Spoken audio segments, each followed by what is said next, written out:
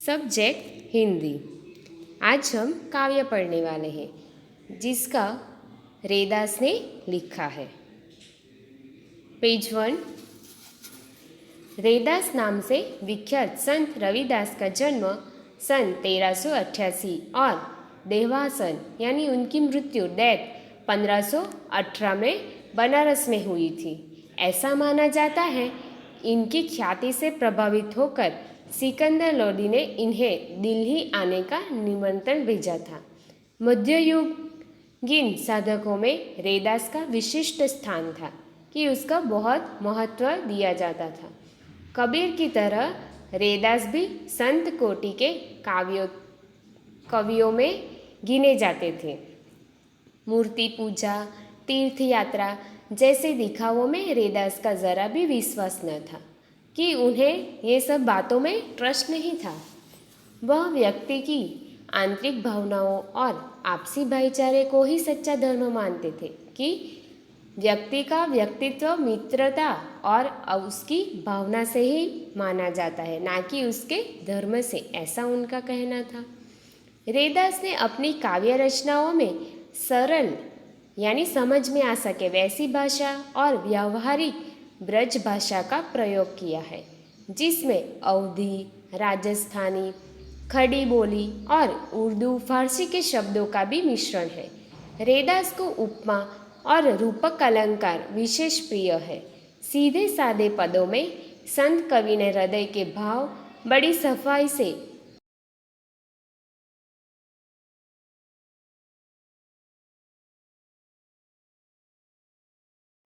उद्वेलित करते हैं। रैदास के 40 पद सिखों के पवित्र धर्म ग्रंथ गुरु ग्रंथ साहब में भी सम्मिलित है कि उनमें भी यह बात है। यहाँ रैदास के पदों पर लिखे गए हैं पहले पद प्रभु जी तुम चंदन हम पानी लिखा है। मैं कवि अपने आराध्य को याद करते हुए उनसे अपनी तुलना करता है कि गॉड से, और उसकी तुलना करता है कि तुम चंदन हो, मैं पानी हूँ। उसका प्रभु बाहर कहीं किसी मंदिर या मस्जिद में नहीं विराजता कि उसका गॉड जो प्रभु है वो कहीं और नहीं है, उसके पास ही है विराजता, वरन उसके अपने अंतस यानी उसके अंदर ही है। मैं सदा विद्यमान रहता है। यही नहीं, वह हर हाल में, हर काल में उससे श्रेष्ठ और सर्वगुण संपन्न है। इसीलिए तो कवि को उन जैसा बनने की प्रेरणा मिलती है। दूसरे पद में भगवान की अपार उदारता, कृपा और उनके समदर्शी स्वभाव का वर्णन है। रैदास कहते हैं कि भगवान ने तथाकथित निम्न कुल के भक्तों को भी सहज भाव से अपनाया है और इन्हें लोक में सम्मानीय स्थान दिया है। Next page. अब कैसे छूटे राम नाम रट लगी कि अब कैसे छूटे राम नाम रट लगी। प्रभु जी तुम चंदन हम पानी, प्रभु जी तुम चंदन हम पानी।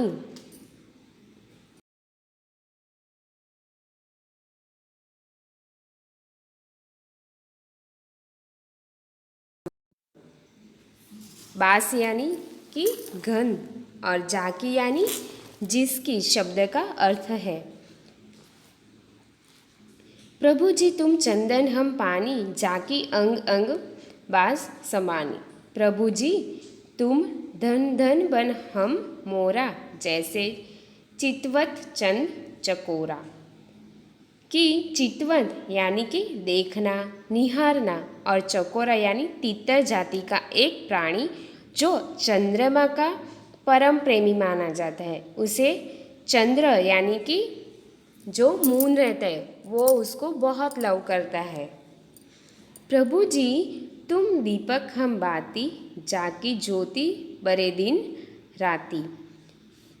प्रभु जी तुम मोती हम धागा, जैसे सोनहि मिलत सुहागा। प्रभु जी तुम स्वामी हम दासा, ऐसी भक्ति करे रेदासा। हे प्रभु, तुम बादल हो और मेरा मन मोर है, जो तुम्हारी भक्ति ही गड़गड़ाहट सुनते ही नृत्य करने लगता है। जैसे बारिश होती है तब मोर नृत्य करने लगता है, वैसे तुम्हारी भक्ति सुन के ही मैं नाचने लगता हूँ। जैसे चकोर चांद को एकटक निहारता है, जैसे मून को एक टस से ही एक ही नज़र से देखता रहता है, वैसे ही मैं तुम्हारी भक्ति करना चाहता हूँ। जैसे दीपक की तरह और मैं उस बत्ती की तरह हूँ, कि तुम वह दीपक हो और मैं एक मोमबत्ती की तरह हूँ। पवित्र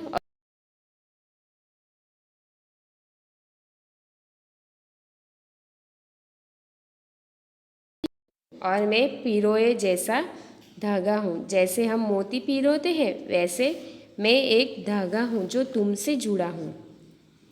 तुम्हारा और मेरा संबंध सोने और सुहागे के समान है।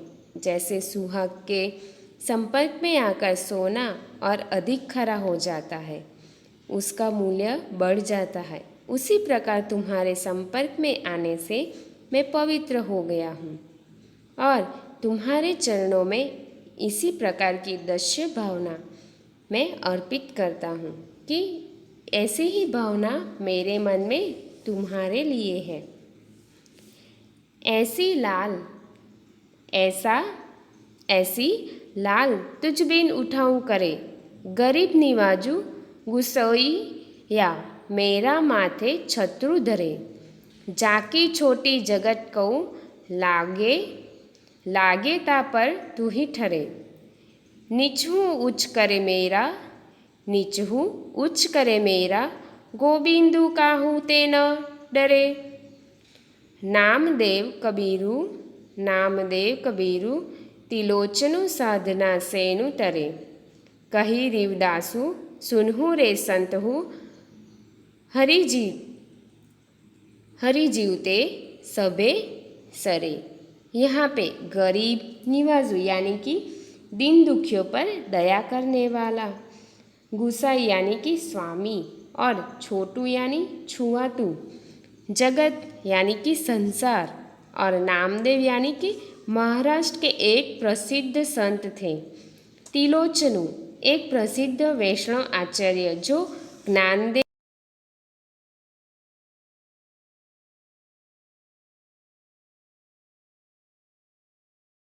कालीन माने जाते थे। हरि जीव का मतलब है हरि जी से प्रार्थना करना। यहाँ पे बताया गया है कि भक्तों का स्वभाव स्थान देने वाले प्रभु का गुणगान करते हुए कवि कहते हैं, हे स्वामी, हे प्रभु, ऐसी कृपा तुम्हारे अलावा कौन कर सकता है। गरीब निवाज, हे स्वामी, तुम ही ऐसे दयालु स्वामी हो जिसने मुझ अछूत और नीच के माथे पर राजाओं जैसा छत्र रख दिया है कि प्रभु तुमने मेरे ऊपर राजा जैसा छत्र रखा है। तुम मेरी इतनी कदर जो करते हो, मुझे राजाओं जैसा सम्मान देते हो यानी रिस्पेक्ट देते हो। जिस संसार को अछूत माना जाता है उसको भी तुम मान देते हो। कई समाज में छूत अछूत ऊंच नीच भेदभाव रहते हैं, लेकिन हमें भी ये सीखना है कि सभी मनुष्य एक ही है और जाति को अलग करने से कोई अलग नहीं हो जाता है। और हमें भी यह प्रयत्न करना है कि यह भेदभाव हम दूर कर सके। हे स्वामी, तुमने मुझ पर असीम कृपा की, मुझ पर द्रवित हो गए थे कि गोविंद तुमने मुझ जैसे नीच यानी नीची जाति का व्यक्ति को इतना सम्मान दिया, इतना प्यार दिया। तुम्हारी कृपा है कि तुम तो नामदेव कबीर जैसे जुहाले और त्रिलोचन जैसे सामान्य साधना जैसे कसाई और सेनु जैसे नाई संसार से तर गए हो। इन्हें ज्ञान प्राप्त हो गया है। रेदास कहते हैं,